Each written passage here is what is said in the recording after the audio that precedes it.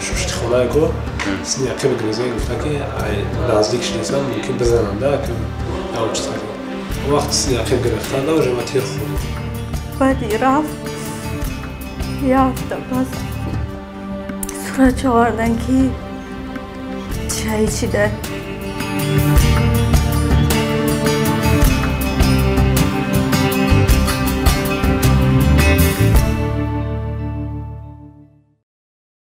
اشتراک در عملیات‌های مسلحانه در قلمرو سوریه و عراق یا خود زمین شام برای بعضی نفران گمراه و بیسواد و افراد جنایت پیشه گویا همچون عمل جهاد و خدمت به دین و خدا باشد. صف پیروان این عقیده باطل از حساب جوانان است که این ظهورات تشویش‌آور جوانان هموطن ما را نیز به گمراهی برده ایستاده است. اما در این ردیف هستند نفرانی که سری وقت خطاگی خود را درک نموده از محیط تروریستان، از ملک بیدادی و ناعدالتی، یگانه ملک آسایش راحت و خوشبختی وطن را انتخاب کرده به زادگاه خود با پشیمانی برمیگردند. مورد ذکر است که در این سمت نتیجه و دستاوردهای نظر است به مشاهده می رسد. در نتیجه دایر کردن چاره‌بینی‌های اپراتیوی جستجویی و رابطه زیچ کارمندان میلیسیا با اهالی، شماره زیاد جوانانی که در عملیات‌های مسلحانه در کشور سوریه اشتراک داشتند و یا تا رسیدن به قرارگاه‌های تروریستان آنها از این راه خطا و جنایتکارانه برگردانده شده با اظهار پشیمانی به وطن بازپس آورده شدند. از جمله چنین نفران فروخ شریپوف ساکن شهر خوجند است که در دولت سوریه اعضای گروه‌های افراطی بوده اختیاراً با اظهار پشیمانی به جمهوری تاجیکستان برگشت. بازگشت فروخ شریپوف و واخوری او با طبقه های گوناگون جامعه وابسته به ناعدالتی و کشتار و بیدادگری پیروان به نام دولت اسلامی را بعضی نفران نه همچون اصلی واقعه بلکه گویا یک ساخته‌کاری فروخ را مقامات به چنین تأثیرات آماده کرده باشد، نفران غرضناک با پهن کردن هر گونه آوازه‌های بی اساس سبب گردیده حس ناباوری را در بین مردم بیدار می‌کردند. ولی بعدتر نفرانی که مثل فروخ با حیله و نیرنگ‌های افراطیان گمراه گردیده بودند از اشتراک در عملیات‌های مسلحانه بر ضد دولت سوریه دست کشیده پشیمان شده به وطن برگشته شماره‌شان روز تا روز می‌افزاید. چون که این جوانان گمراه گشته خود با چشم سر دیدند که در آنجا چی بیدادی و جاهلی و قتل و کشتار است. البته بازگشت جوانان گمراه گشته ثابت نمود که این هم از حالت واقعی عمل و کردار جاهلانه به نام دولت اسلامی است، نه اینکه ساخته‌کاری مقامات. از جمله ساکن شهر کلاب رمضان و گلنور قربانعلیونا، رضوانوف احمد صبر و موجوده استخدام‌کنندگان شهر قرغان‌تپه، پرویز نبیوف ساکن ناحیه شهر توس، جهانگیر تیمورов و شهرام شیرov ساکنان شهر چکل ولایت سوخت، خوجاев اعظمجان ساکن شهر ترسونزاده، حمیدوت جمالبی ساکن شهر دوشنبه با درک خطاگی خود از محیط جنایی تروریستی از کردار خطای خود پشیمان شده به زادگاه خود تاجیکستان آسایشته برگشتند.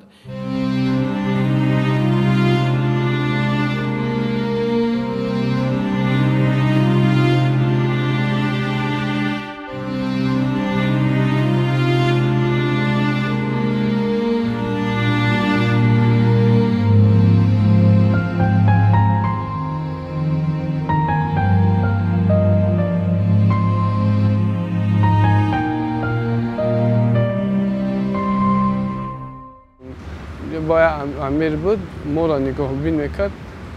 امروز که وقتی که ما را گرفته بردنی بود ما گفتمش که من نیتی گشتن دارم من خیلی سر بتیم من میرم که وای هم گفت که ایس روی بازگشت نیست برای چی میره چی کار میکنی او دنیا در اینجا بیا اینجا درس بگی درس اسلامی بگی. گفتم نه من میرم درس اسلامی در وطن خودم میگیرم. بعد من گرفتن حبس کردن. در حبس من 9 روز بودم. در درون حبس بچه‌ای بودن که من میگفتن که چیزی که به ما را وعده میکردن او چیزها در اینجا نیست. ما آمدیم اینجا در پشیمون خوردگیم، اینجا در بسیار چیز آدم‌ها هستن که اویلاشون قطعی آمدگی هم پشیمون شدگی نه که رزق خوردگی هم برآمده نمیتونن. بسیار آدم اوجا گرفتن نه که علاج گرفتن نداره.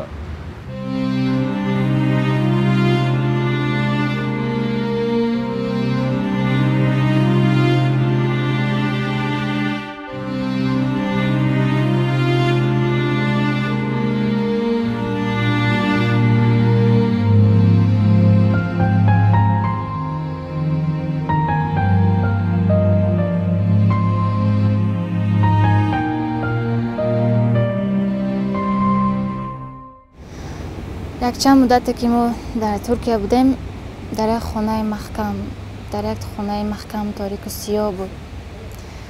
من به حد وطنم رو یاد میکردم، به حد مادرم رو یاد میکردم. پشیمان بودیم. همیشه آبهای صافی تاجیکستانم، بوی وطنم، مادرم رو به حد یاد میکردم. هر آن شخصی که قدر وطن رو نمیداند کور میشود. نان نمک وطن رو قدرش نمیداند وای کور میشود. هر کسی که قدر مادر وطن میفهمند او انسان وطن دوستدار باید که در خدمت مادر وطن باشد. همیشه واقعا دین حقیقی دین اسلام پاک در تاجیکستان است. در اینجا آزادانه ما زندگی میکنیم. نان نمکی با برکت دارد. تاجیکستان من برکت دارد و هیچ وقت فریفته دیگر انسان اشخاص دیگر آدما نشویم. باید قدر وطن باید دانست. همچون گهواره که چشم نگاه داشت. مادر وطن عزیز است. خودش عزیقی همه خیلی گریه می اومده. سخت آچم یاد کرده بودم. خیلی فهمیدم که جای خطا افتادم. من باید ممکن اینجا مرم دیگه آچم نبینم دیگه فرزند نبینم. خیلی غمگین شده گریه اومد.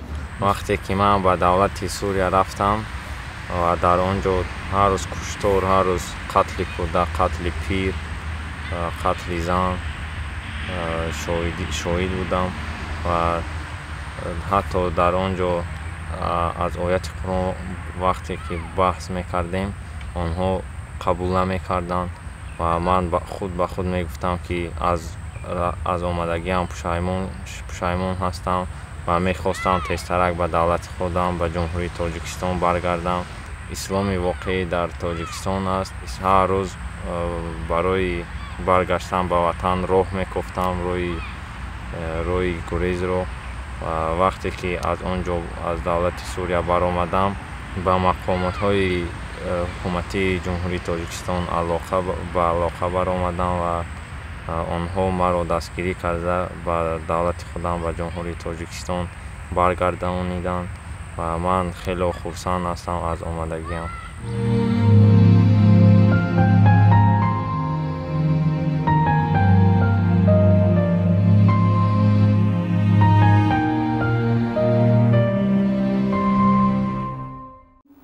رحمت حکومت برکه همین جهانگیر برگشت.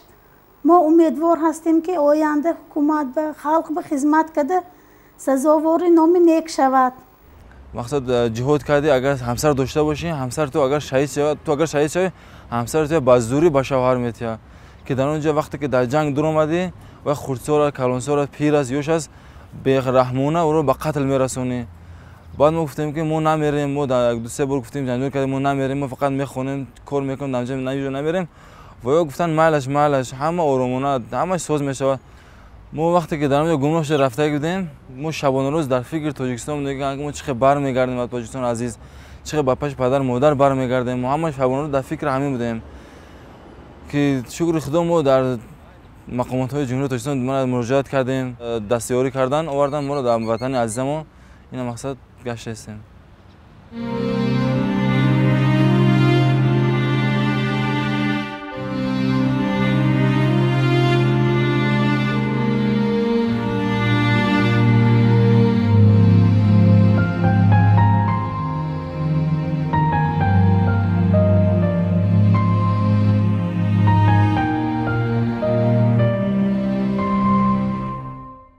شهروند حیاتوف رستم موسیویچ سال تولدش 1997 و سال 2012 غیر رسمی برای ادامه تحصیل به شهر انقره جمهوری ترکیه رفته در یک از مدرسه های شهر مذکور تحصیل میکرده است.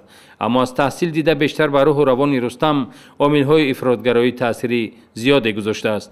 وقتی ما به شهر سوریه رفتیم ما را یک عملی جنگ بردن یک طرف در قشلاق مکانی مرتک کافیرا گفتن بدرون همجا درونی کافیرا خونه کافیرا همه قشلاق کافیرا. ما وقتی در اومدیم درونی قشلاق وقتی در اومدیم ما دیدیم همش آدمای دینی یکم تا کافیر خیلی گپ چیز گفتنی نیست. همه در اومدیم کتابای اسلامی خونه‌های مسلمانا همش کتابای الله محمد همش یکم کتاباش ندیدیم خونه‌هاش ندیدیم همش کتابای اسلامی و مسلمانی خونه‌های مسلمانی یکم بگیم یکم ذره چی نیست معلوم نیست که همونجا یکم کافر زندگی کنه همش خونه مسلمانا بعد اما آدمایی که ما را امر معروف میکنند که ایوا کافرن، ایوا مرتدن، ایوا خیلیان خچون اسلام بردگی نیستن، خچون در نماز خواب میروند، نمیخیزند نماز را بخونند، روزاشون را خشنا میگیرند، آدما را زنده به زنده میسوزونند، زنده به زنده میکشند، زنده به زنده درشون میتن. خچونا دعوای مسلمان میگیرند که اسلام خچون ما را میگن، خچون یگم کار نمیکنند، نه نماز میخونند، نه روزه میگیرند و زنکا قتی زنکای شوهرش میبرن میگیرن کیم کی دیگه قچ خواب میکنه، فرق نداره نکاح به نکاح میگیرن قچون شوخواگی میکنن. در چند روزی که رستم به گروه‌های مسلح تروریستی پیوست شده بود، هنگام اشتراک در عملیات‌های مسلحانه در پایش زخم برداشته بود. درون خانه ساحل دیدم، رات ساخت خبر دادن که بگیرنز پشت خانه کو سنیاقی بگیرنز گفت که نزدیکش نیستن ممکن بزنند که یا چیز خاطر. وقت سنیاقی گرفتند و جماعت تیر خوردن. بعد رمضان تلفنم کرد بچم، سوراش کم برم بکشم. بیو اگر نیو خیلی روز فیلم پیدا نمیکنم تری اوف میام و چجون خیلی مورن فریب کنم بودم. اخیراً با کمک مقامات کارهای داخلی رستم حیاتوف از خاک سوریه به استانبول و از آنجا به وطن آورده شده است. یک بار وقتی که من گفت که میسو که گفت که در وقت در گفت در سیره من علاقه دمی حالت من ایست کردم من فرزند من گفت باید دست دادم نروسی و من خیلی ایست کردم در گویا که گفت من دیگه نمیبینم میشه رو هم خیلی فکر کردم. نه خیلی خداوند مهربانی که وقت در اپاری دیمش روسیه من خیلی او حالت خیلی خداوند خودش میدونه روسیه. با این مانند دو نفر ساکنان شهر چکل ولایت سوخت تیموروف جهانگیر و شیروف شهرام که مثل دیگر جوانان گمراه گشته به فریب و نیرنگ‌های افراطیان باور کرده و چند مدت به قول خود آنها همچون غلام از آنها و صدها نفران دیگر استفاده می‌کردند، در محیط گروه‌های تروریستی در دولت سوریه قرار داشتند، با درک خطاگی خود و مساعدت حکومت مملکت به جمهوری تاجیکستان آورده شدند. چون این حالتها با مقصد پیوست شدن به گروه‌های افراطی جوانان را تا اندازه گمراه و بی‌اندیشه کرده است که پدر و مادر و زحمت و محبت آنها را فراموش کرده خیانتکارانه از خانواده‌های خود پنهانی فرار می‌کنند. مثلا ساکن ناحیه شهر توس ولایت ختلان میرزای و موزونه سال تولدش 1994 یتیم در تربیه بیبیش به وایه رسیده توسط اینترنت با یک نفر شهروند شهباز نام شهروند جمهوری ازبکستان شناس گردیده با کمک و مبلغ‌گذاری‌های شهباز از ناحیه شهر توس به شهر دوشنبه و سپس به شهر سنت پترزبورگ فدراسیون روسیه رفته. ما از سنت پترزبورگ شوهرم کتی ترکیه رفتیم به نیتی که شوهرم نیت داشت که نزدیک برادرام میرم دولت شام میرم گفت دولت شام میرم گفت من برد خطیش وقتی من در یک خانه محکم کردن شوهرم علاوه دیگر جا بردن من ندیدم من شوهرم دیدن میخوام برای چی شوهرم نزدیک من نمیارن چون من شوهرم میخوام پرسم احوال شده جای شوهرم من نمیدونم نه تدا ممکن نیست گفته من نمیموندن یگون چی اجازه نمیدم. اکنون موزونه از کردار صادر نموده خود که عاقبت او را میتوانست از یک انسان آرام و نیکندش به شخصی جنایت پیشه و تروریست مبدل میکرد افسوس خورده و اشک میریزد. تاجیکستانی من اینجا بود خوب بود دیگه من نمیفهمیدم که آیا انسانی خوب نبودم. من گمراه کردن من فریب کردن در حقیقت من پشیمونم در حقیقت من پشیمونم مادر ایزار روی چیکار کرده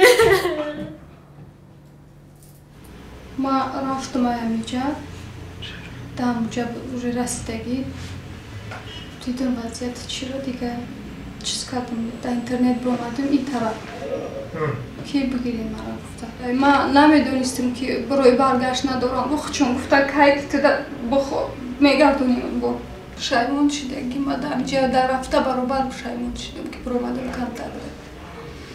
ساکن شهر ترسونزاده اعظمجان خواجه‌اف نیز چون دیگر جوانان گمراه و فریب خورده در دولت سوریه مدتها از آزادی بی‌نصیب بوده از پدر و مادر دور در اسارت گروه‌های تروریستی قرار داشت. با تاثیر دایر کردن چاره‌بینی‌های فهماندهی مقامات کارهای داخلی و درک خطاگی خود اعظمجان خواجه‌اف به وطن به نزد خانواده خود برگشته به درد و انتظارهای والدانش خاتمه بخشیده. برگشتن او از این راه خطا نه تنها برای اعظمجان بلکه برای اهل محله آنها شادی آور است.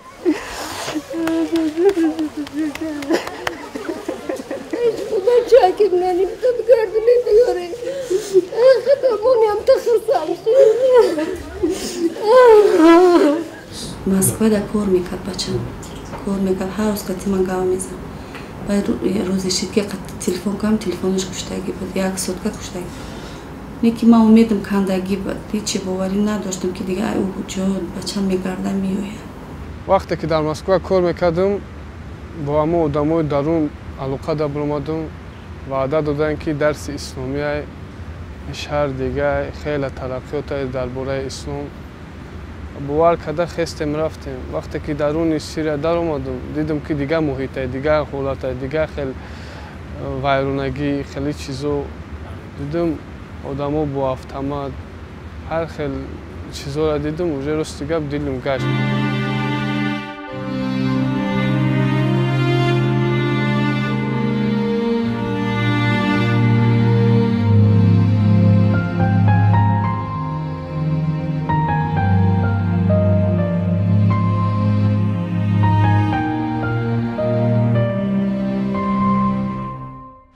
баростӣ ҳами ватани худмон биҳишти рӯи дунё аст. вақте ки дар Сурия будам, ёди ватан мекардам, ёди оила, ёди падару модар, ёру бародар, мардуми Тоҷикистон, обу чашмаҳои Тоҷикистон. ҳар вақте ки ёди ватан мекардам, аз рафтам, аз кори кардам сахт пушаймонам. касе ки ба қадри ҳамин ватан, ба қадри ҳамин зарзамин намерасад, кур мешавад. ки ислом, дини ислом, мусалмонӣ ҳамаш дар ҳамин ватани худмон ҳастанд. аз ҳамин сабаб қадри ватанро донед ва шукрона кунед ки ҳамин хел сарзамин доред.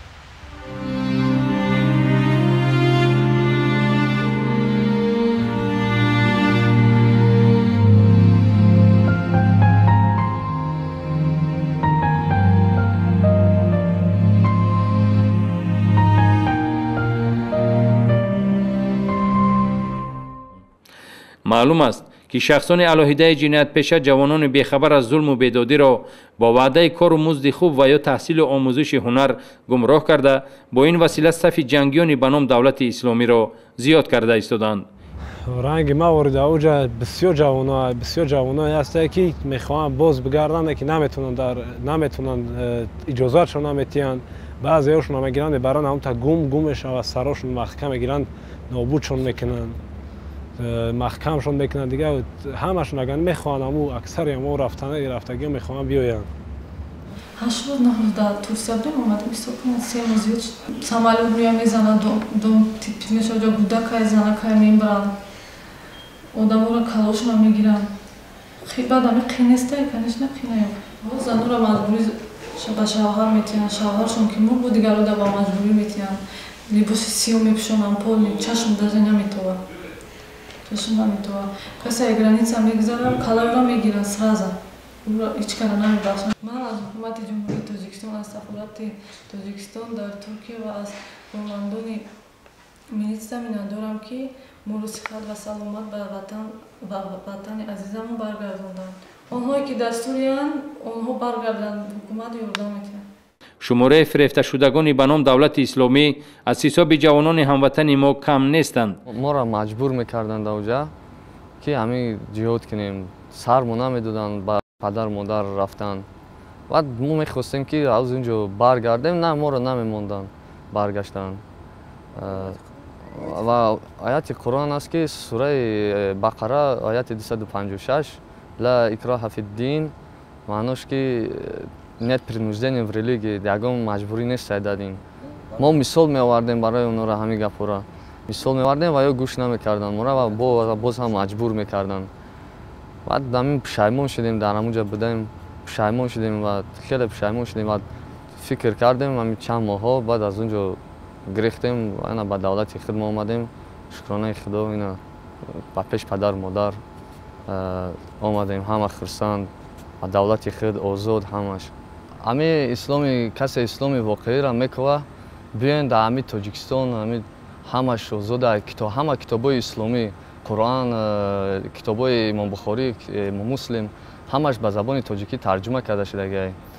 Дар рӯи масҷид ҳамаш ҳуя шудагӣ, ҳама ибодатша мекунад. Беҳтарин ҷои ибодат ҳамин Тоҷикистон, ягон маҷбурӣ нест. Барои ҳамин биёен дар ҳамиҷа озод зиндагӣ кунен, ягон кас шуморо кор надорад. Фирифтаи ҳамин ягон гурӯҳҳо нашавен, хезем биёен. Ислом фақат ҳамин ҷанг, одамкушӣ, одамсӯзонӣ нест. Хизмати падару модар, хубӣ як каса хайрӣ кардан, ҳамаё дар дини ислом фақат куштан хеле чизо не. Барои ҳамин хезем биёед дар ватани худтон хизмати ватани худа кунен, хизмати падару модара кунен. Беҳтарин ҳамин мазҳаби имом Абу Ҳанифа. тақдири ин гуна фиребхӯрдагон дар ҳар маврид бо ҳар гуна тобиш сурат гирифтааст. Масалан, Ҳамидова Ҷамолби Абдулмуминовна соли таваллудаш 1984, зодаи шаҳри Кулоби вилояти Хатлон, истиқоматкунандаи шаҳри Душанбе кӯчаи Аминҷон Шукӯҳӣ хонаи 71 бо ҳамроҳии шавҳараш Ҳамидов Шарифбек ба доми гурӯҳҳои ифротгаро афтода, аз шаҳри Краснодари Федератсияи Россия бо ваъдаи шароиту кори беҳтар аввалан ба Туркия ва сипас ба Сурия бурда шуданд.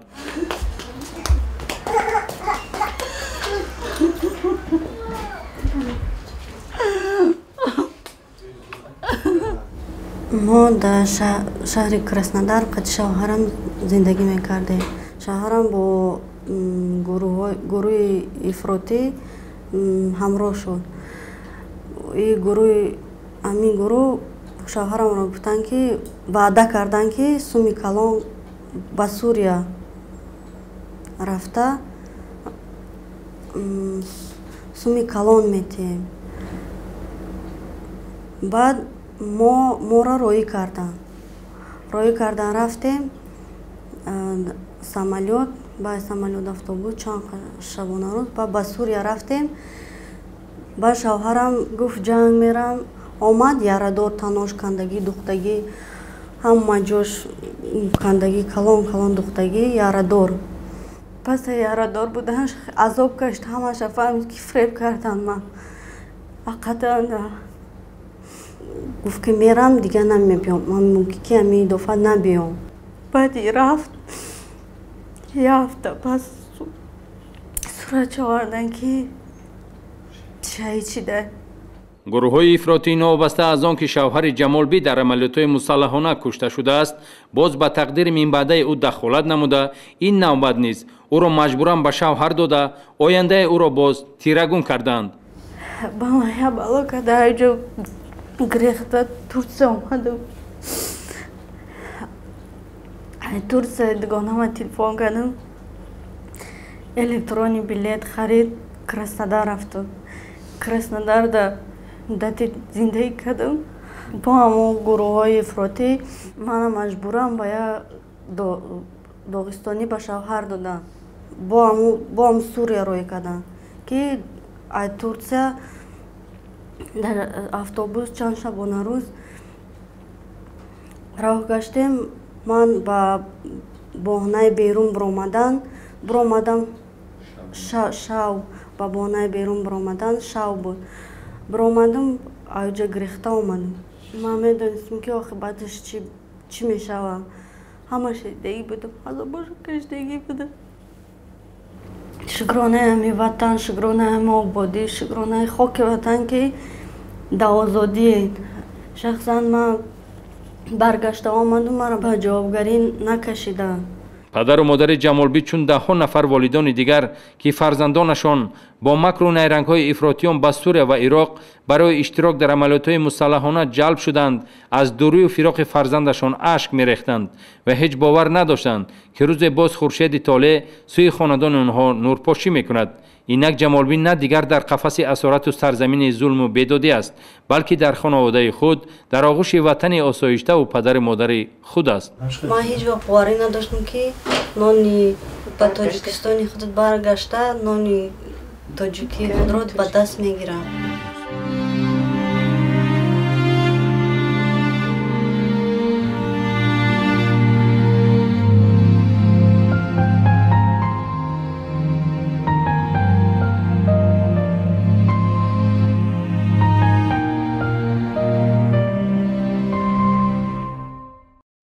хушбахтона имрӯз дар хонаводаи ин нафароне ки қаблан гумроҳ буданду пас аз хатогии худро фаҳмидан пушаймон шуда ба ватан омаданд, шодию табассуми беғаши волидону фарзандон ҳукмрон аст. мавриди зикр аст ки то имрӯз 36 нафар аз кирдори хатои худ ки дар давлати Суриya ва Ироқ аъзои гурӯҳҳои террористӣ буданд, пушаймон шуда ба назди хонаводаҳои худ баргашта орому осуда зиндагӣ доранд. ва ёдовар месозем ки нафарони пушаймоншудае ки худ ба ватан баргаштаанд аз ҷавобгарии ҷиноятӣ озоданд. Аҳмадов Ризвон, Сабр ва Мавҷуда, Рамазон ва Гулнора, Бозорзода Шаҳнозаи Қурбоналӣ, Темуров Ҷаҳонгир, Шеров Шаҳром, Хоҷаев Аъзам, Набиев Парвиз, Ҳаётов Рустам, Нуров Сахидод, Шукуров Комил, Аминаи Аҳмад, Ҳамидова Ҷамолбӣ, ҳасанзода Фаррух Саидасрор ва чандин нафарони дигарро метавон ном бурд, ки дар натиҷаи коркардҳои оперативӣ ва робитаи зичи милитсия бо аҳолӣ ба ватан баргардонида шуданд. Моддаи 401 иловаи 1 Кодекси ҷиноятии Ҷумҳурии Тоҷикистон. эъзо: шахсе ки ихтиёрӣ аз иштироки ғайриқонунӣ дар воҳиди мусаллаҳ, задухурди мусаллаҳона ё амалиёти ҷангӣ дар ҳудуди дигар давлатҳо то қатъ гардидани фаъолияти воҳиди мусаллаҳ, анҷом ёфтани задухурди мусаллаҳона ё амалиёти ҷангӣ даст мекашад, агар дар кирдор ё аломатҳои таркиби ҷинояти дигар мавҷуд набошанд, аз ҷавобгарии ҷиноятӣ озод карда мешаванд.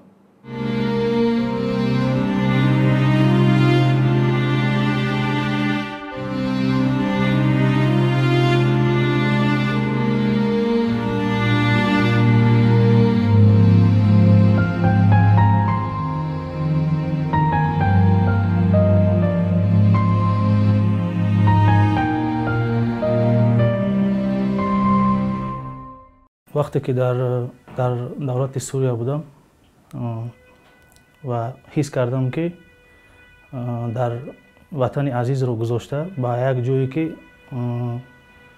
مثل دوزخ است، جایی که قتل و کشتار است و در آنجا من مادرم رو، وطن عزیزم رو و زن و فرزندم رو یاد میکردم و در آنجا میگویند جهاد است، در آنجا جهاد نیست، در آنجا قتل و کشتار است.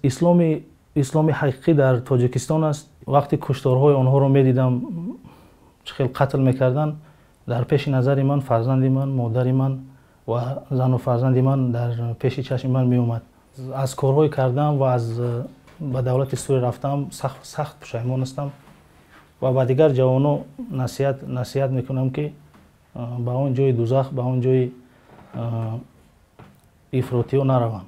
از جمله این نفرانی که پیش نظر تماشابینانند عمر منبعده خود را نه در محبس بلکه در محیط خوش خانواده خود میگذرانند، چون که سری وقت خطاگوی خود را درک نموده پشیمان شدند. آدما همسایه شناسا باوری نداشتند که خیمن آزاد میشن. یکی من امروز اومدگیم خدا را شکر آزاد بودم. در مسجد با آدما دعوت کردن بفهمون چه خیلی چیه، همشون افهمونم که چیزی که میبینن همش دروغه. وقتی که اونجا میرن بسیار آدم همش پشیمان میشه و رفتگیشون که اونجا روی گریز ندارن. همشون فهموندم همسایه‌ای که فرزنداشون در روسیه، آدمایی که فرزنداشون در درون سوریه روز خوردگی برآورده نمیتونن، اومدن استان گریه دارن که چه فرزندمون رو بریم اونجا راه پرسیده است. همش فهمونده است چه خیلی چیه که گفته استمشون که بگردن بیان وطن آزاده، هیچ که ترمان نمیکنه. برادرایی که در اونجا نیتی اومدن داریم بدونین که بازگشت به دولت شما را هیچ که محکم نمیکنه. قریب یک سالی که من در اونجا بودم همه چیز رو دیدم در اونجا، یعنی کشتار، غارتگری، آدمکشی، همه چیزا رو دیدم. بر اسلام یگان چی نزدیکی نبود. بعد همه این چیزا رو دیدم، من در اونجا پشیمان شدم. این دزدی رو دیده، این کشتار، این آدمکشی، آدمفروشی، پشیمانی سخت شدگیم. من رفتگیم صدها بار من پشیمان شدگیم که همونجا رفتم. дидум ҳамаша ба чашм мехӯрдам. ҳаста ҷавонои пушаймон шуда садо нафаре дар Сурия ки мехоҳанд ба ватан бозгарданд ки наметавонанд. одамое ки омадагиен мехоҳем биёем ба ватан, ҷаноби хел қонуни хубро овардааст кардум бия ба пушаймони ба хости худаш бия аф мекуна ба хоҳиши худмон омадем гуфтем моро аф кард наоз мо дар озодим. ростӣ хеле худам хурсанд боварим намеояд ки ман ҳамҷадам озодам бо ранги аввалинаи зиндагим хуба шукронаи худо бо оилам дарси исломӣ ҳамаш дар инҷа худаш ҳаста. ҳама меҳрубонӣ ҳаматарафа ай тарафи ҳама ман дидаистам, ай тарафи оила, ай тарафи ҳамсоя, ай тарафи давлат асосан. ин навбат нест талоши кӯшишҳои кормандони вазорати корҳои дохилии ҷумҳурии тоҷикистон натиҷаи дилхоҳро ба даст оварда бо таъсири доир кардани чорабиниҳои фаҳмондадиҳӣ ва мақсаднок гузаронидани чорабиниҳои оперативии ҷустуҷӯӣ ҷавонони гумроҳгашта аз роҳи хатову хатарнок баргардонида шуда аз даҳшату харобкорӣ аз муҳити шахсони ҷиноятпеша ба сарзамини амну осоиш ба макони тантанаи сулҳу ваҳдат ва зодгоҳ тоҷикистони биҳиштосо оварда шуданд.